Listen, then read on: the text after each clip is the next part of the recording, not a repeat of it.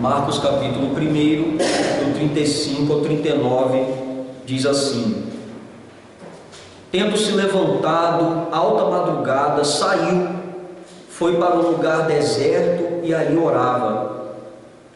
Procuravam-no diligentemente Simão e os que com ele estavam. Tendo-o encontrado, lhe disseram: Todos te buscam. Jesus, porém, lhes disse: Vamos a outros lugares, às povoações vizinhas, a fim de que eu pregue também ali, pois para isso é que eu vim. Então foi por toda a Galiléia, pregando nas sinagogas deles e expelindo os demônios. Por favor, fique com a sua Bíblia aberta, nós vamos retornar ao texto. Vamos falar mais uma vez com o nosso Deus. Senhor Deus poderoso e eterno Pai, muito obrigado porque a Tua palavra foi lida. Que o Senhor, Pai, possa derramar graça sobre nós, para que eu possa pregar a Tua palavra com fidelidade. Ilumina nossa mente, para que possamos compreendê-la com nitidez, aquilo que o Senhor quer falar aos nossos corações. Tenha misericórdia de nós, nos ajude a prestar bastante atenção nessa pregação, porque a fé, ela vem pelo ouvir a palavra de Deus. E para que nós possamos crer, nós precisamos compreender, por meio do Teu Espírito Santo, aquilo que o Senhor quer falar hoje com a sua igreja. Irmãos, George Muller foi um evangelista e missionário nascido em 1805 na Alemanha. Um homem notável por sua fé na providência de Deus. Muller teve uma conversão tardia após viver uma juventude de fraudes e libertinagem. Ele se converteu tardiamente. Em 1825 foi convertido, então, aos 20 anos de idade. Uma conversão dramática que mudou inteiramente seu modo de viver, objetivos e direção na vida. Depois de apenas 2 meses da sua conversão, decidiu-se se tornar um missionário e levar uma vida de completo compromisso com a missão de Cristo, do Senhor Jesus. Este evangelho, como sabemos, é uma narrativa fiel da vida e obra do Senhor Jesus Cristo, escrito por João Marcos, que foi intérprete do apóstolo Pedro em aproximadamente o ano de 62 a 69 depois de Cristo. Marcos escreveu aos irmãos do seu tempo que estavam passando por grande perseguição, com o propósito de provar de fato que Jesus era o poderoso Messias Salvador, fortalecendo a fé daqueles homens.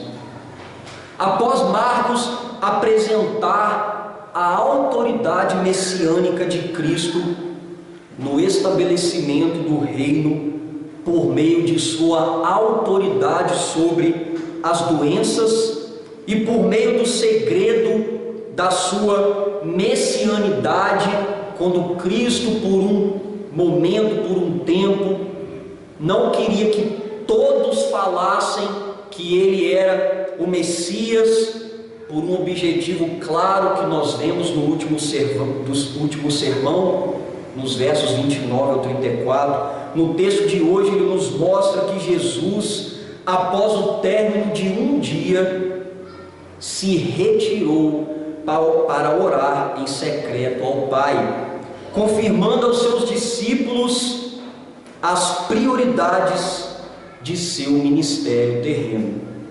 Versículos 35 a 39.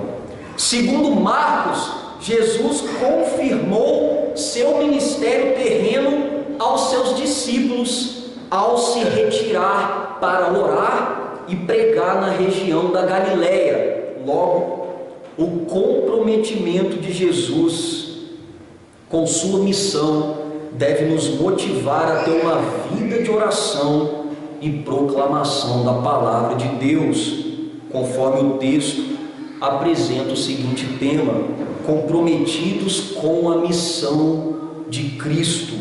Como podemos então nos comprometer a essa missão? Podemos nos comprometer, em primeiro lugar, tendo uma efetiva vida de oração. Por favor, olhe para a sua Bíblia, versículo 35.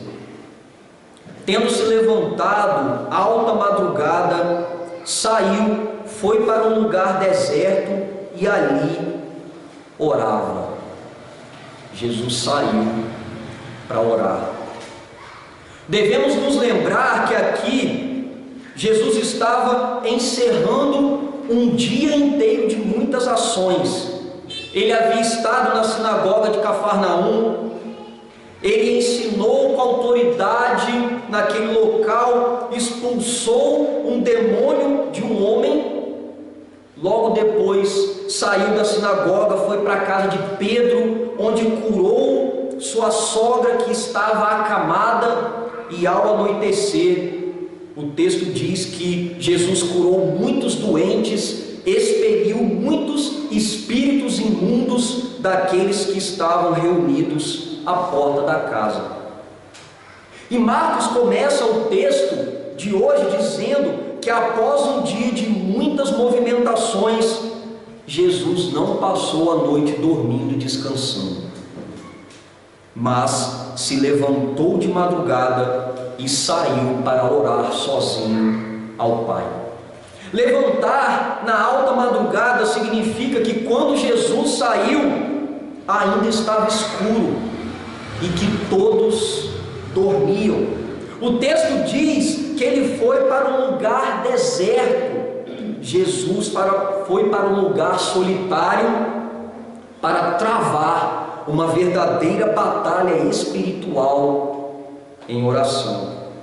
Aqui nós temos duas características do verbo orava na língua grega. Em primeiro lugar, o verbo está no tempo imperfeito. Jesus não fez uma breve oração e voltou para casa. Jesus, quando estava orando, orava de maneira contínua e intermitente, sem parar.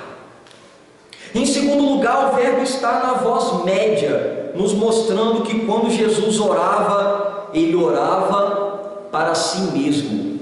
Olha que interessante, Jesus tinha autoridade para orar diretamente ao Pai, a primeira pessoa da Trindade, e para si mesmo, a segunda pessoa da Trindade, porque embora Jesus tivesse assumido a natureza humana, ele também possuía uma natureza divina. Ele é o Filho de Deus, um em ser com o Pai, e também o servo, um em propósito com a vontade do Pai.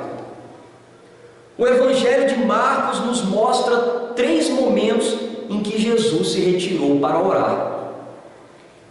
No Getsêmani, num momento de pavor e angústia, um pouco antes da sua prisão, 32, capítulo 14, versículo 32, após alimentar 5.000 pessoas, antes que seus discípulos enfrentassem um vento contrário no mar, capítulo 6, versículo 46, e aqui, quando Jesus se preparava para pregar nos povoados vizinhos na região da Galileia. Todas as 3 vezes ocorreram à noite, num contexto crítico, de oposição ao seu ministério. As forças do mal não queriam que Jesus avançasse. E Jesus começou então um trabalho interno de oração, se preparando para uma obra externa de pregação. Irmãos, Se Jesus, sendo 100% Deus e 100% homem, orava incessantemente, imagine nós que possuímos apenas uma natureza humana. Jesus, sendo homem, sentia necessidade de orar. Ele resistia a todas as tentações e tormentos por meio de intensa oração, como nós resistiremos na caminhada cristã sem oração. Muitas de nossas batalhas diárias são perdidas muito antes delas começarem, porque nós não oramos. E quando eu falo de oração, eu não falo apenas de orarmos em situações críticas, em momentos devocionais, em alguns instantes de orações no dia, mas de uma vida constante de oração. Uma das justificativas que muitos apresentam para não orar é a falta de tempo. Não tenho tempo para Deus, não tenho tempo para orar. Quanto a isso, Martinho Lutero disse: tenho tanta coisa para fazer hoje, que se eu não passasse pelo menos 3 horas por dia orando, jamais seria capaz de terminar tudo. Um exemplo de oração, Martinho Lutero. O próprio Senhor Jesus nos orienta: tu, porém, quando orares, entra no teu quarto, feche a porta, orarás a teu Pai que está em secreto, e o Pai que vê em secreto te recompensará. Mateus 6:6. Feche a porta do seu quarto e ore ao Senhor. Fale com o Senhor, busque o Senhor em oração. E Ele também nos assegura: por isso vos digo, pedi e dar-se-vos-á, buscai e achareis, batei e abrir-se-vos-á, pois todo o que pede recebe, e o que busca encontra, e quem bate abrir-se-lhe-á. Lucas 11, do 9 ao 10. Jesus nos assegura que quando nós oramos ao Pai, o Senhor nos ouve e Ele responde conforme a sua vontade. O autor aos Hebreus nos chama: acheguemo-nos, portanto, confiadamente junto ao trono da graça, a fim de recebermos misericórdia e achamos graça para socorro em ocasião oportuna. Hebreus 4:16. Deus, Ele nunca despreza aquele que o procura em oração.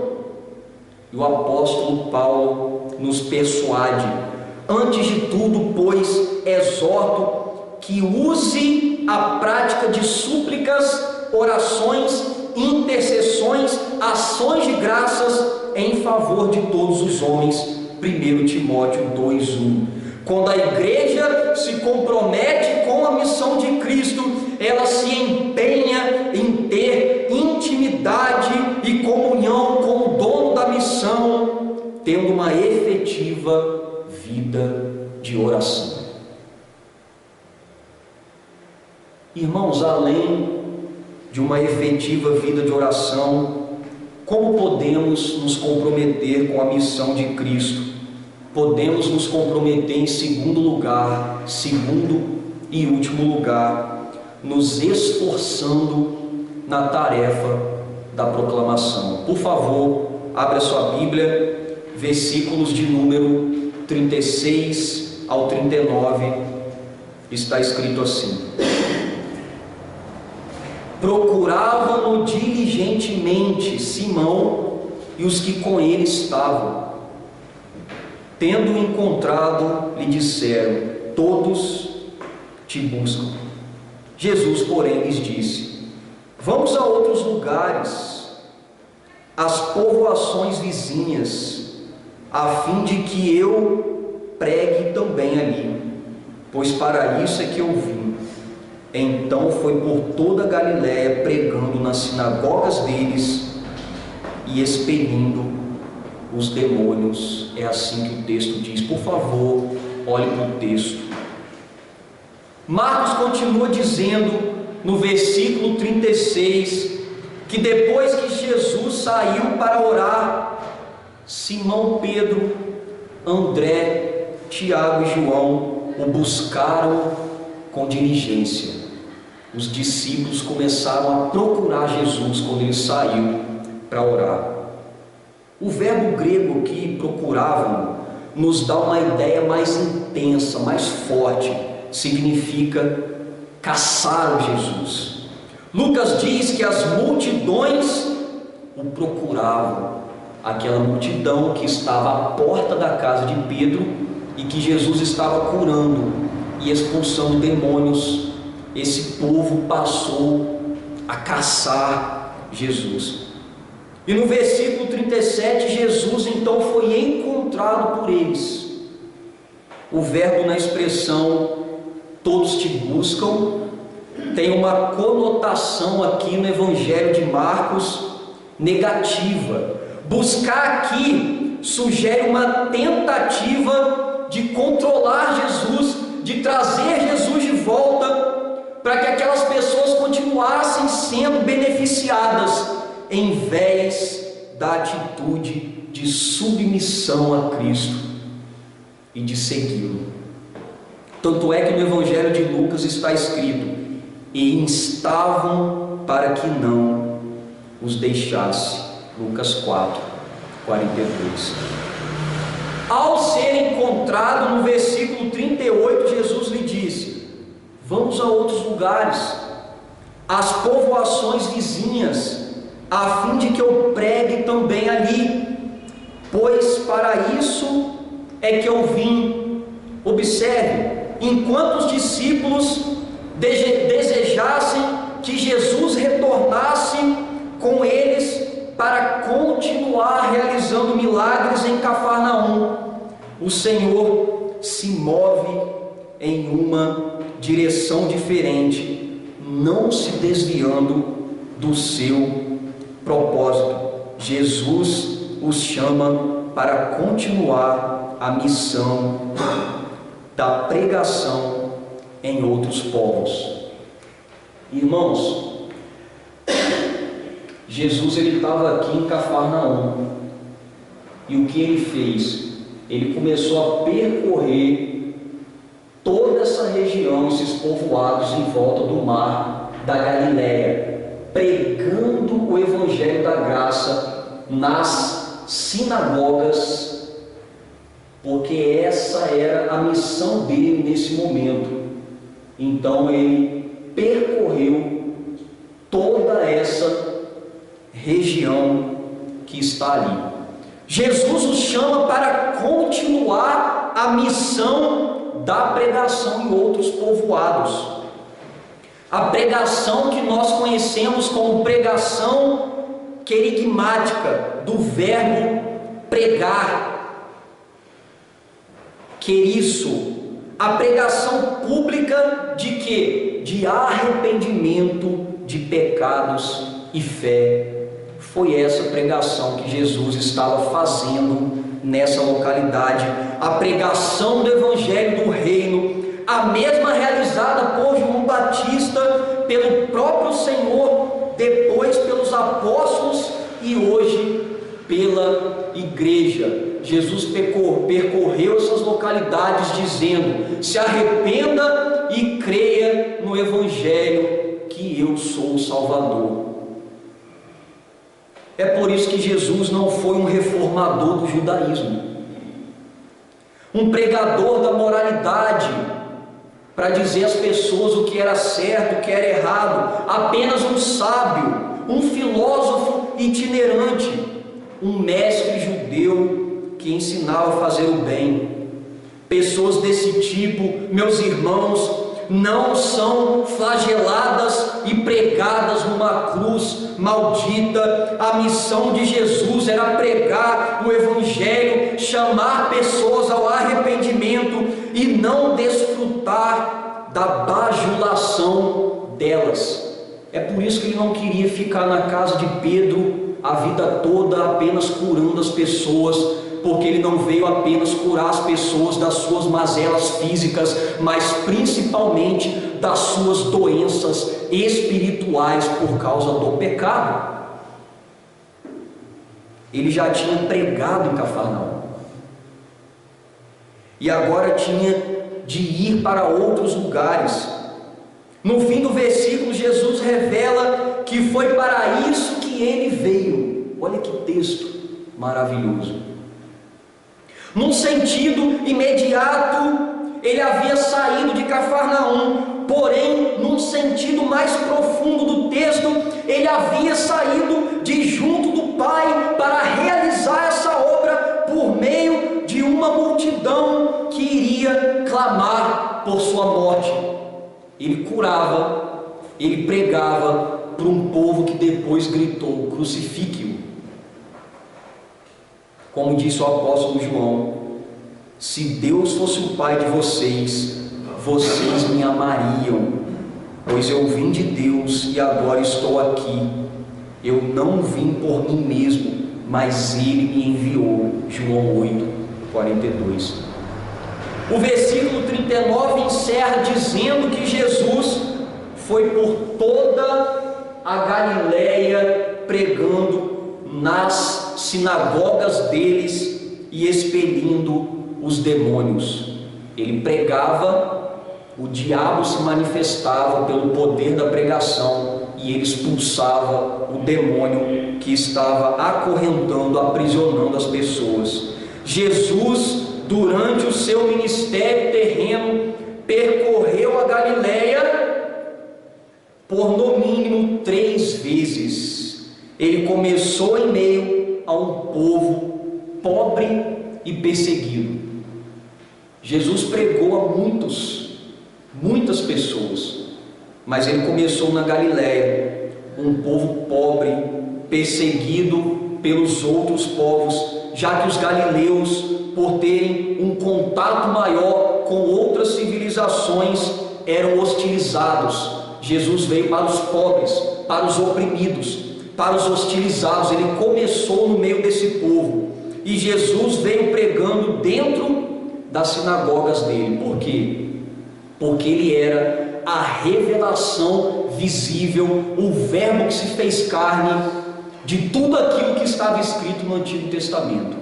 Então ele começou pregando aos judeus nas sinagogas e expulsando demônios.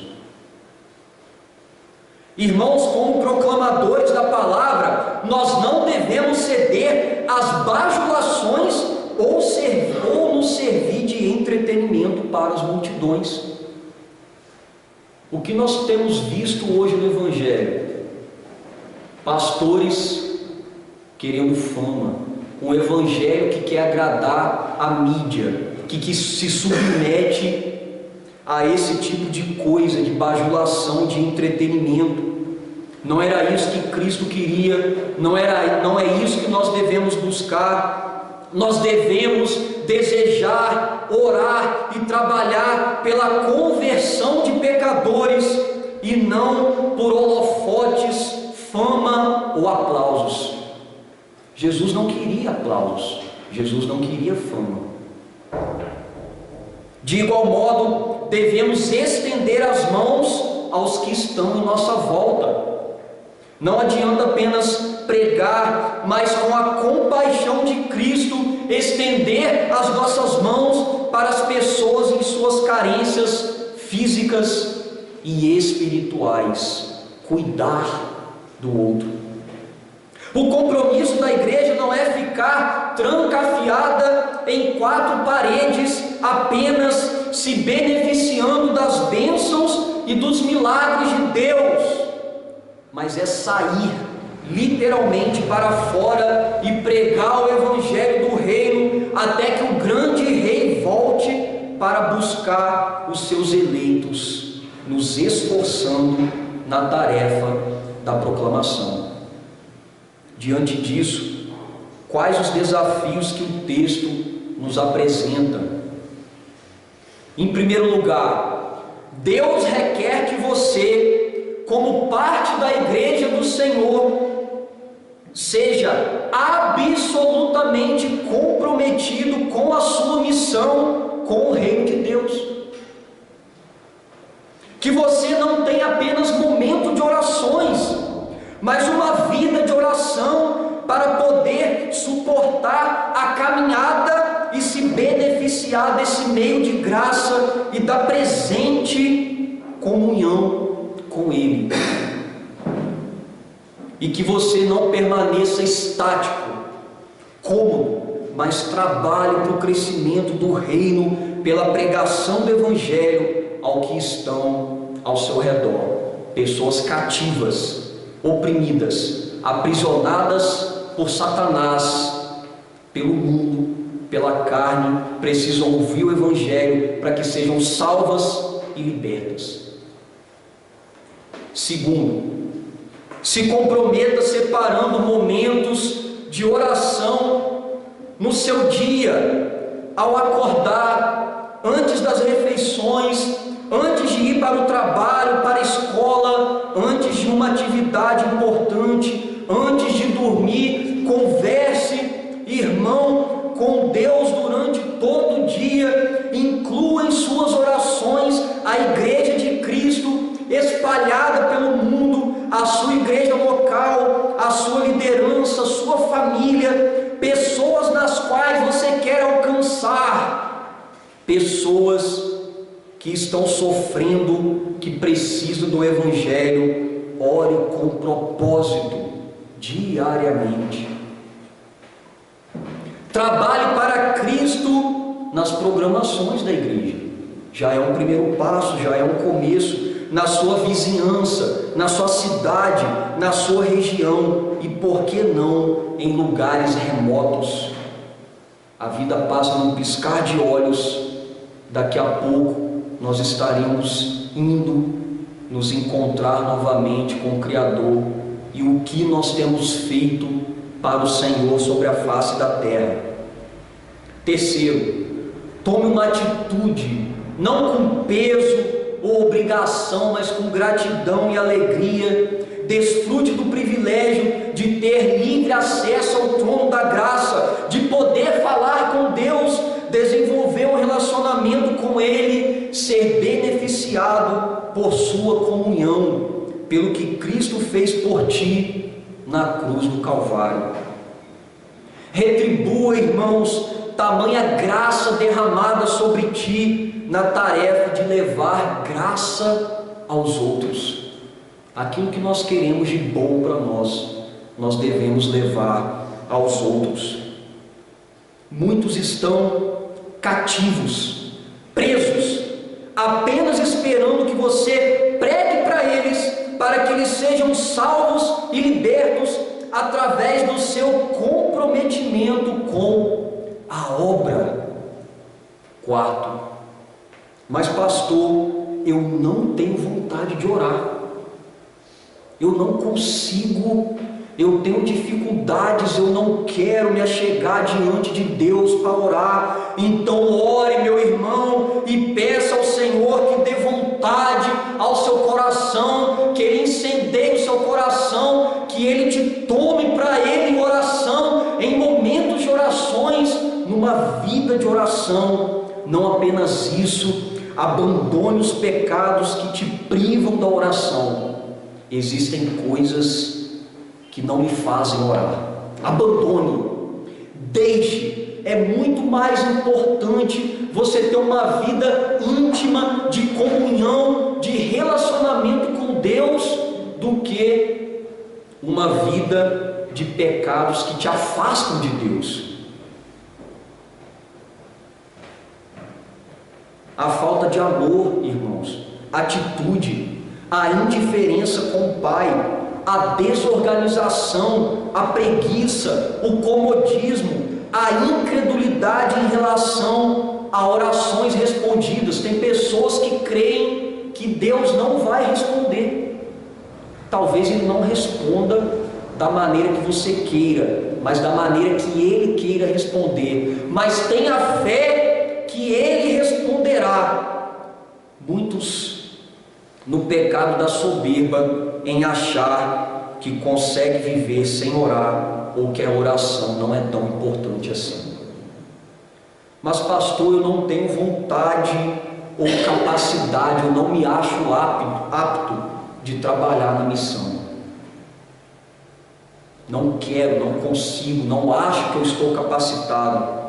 Sendo assim, irmãos, reveja a sua agenda, as suas prioridades. Se você não está participando dos trabalhos da igreja por motivos justificáveis ou por descaso com a obra, é uma questão de vontade, é uma questão de dedicação, é uma questão de organização, é uma questão de prioridade. Estude o Evangelho, leia bons livros acerca de como falar do Evangelho, para que você possa falar a outras pessoas. Em breve nós teremos um curso de evangelização aqui na igreja. Participe, se envolva, seja comprometido com a missão. Irmãos, após aproximadamente 73 anos servindo a Cristo, George Muller ficou conhecido como um homem que cuidou de mais de 10.000 crianças órfãs com oração. Seu comprometimento com a oração e com a proclamação da palavra foi tamanho que Muller construiu 5 grandes orfanatos e visitou dezenas de países pregando para mais de 3 milhões de pessoas. Apenas um ano, um homem conseguiu realizar por meio da oração e com o comprometimento da obra esses feitos. Os registros acerca de sua vida nos informam que ele leu a Bíblia por aproximadamente 200 vezes, sendo que por 100 vezes ele leu de joelhos, recebendo mais de 5.000 respostas de oração de Deus. Um homem como nós. Muller faleceu em 1898, aos 93 anos, deixando um legado de fé e compromisso com a causa de Cristo. Nessa noite, a palavra do Senhor nos incentivou, nos alertou, nos chamou a ter uma vida de oração, nos despertando a proclamar a palavra a todos. Fique de pé, eu quero orar por você.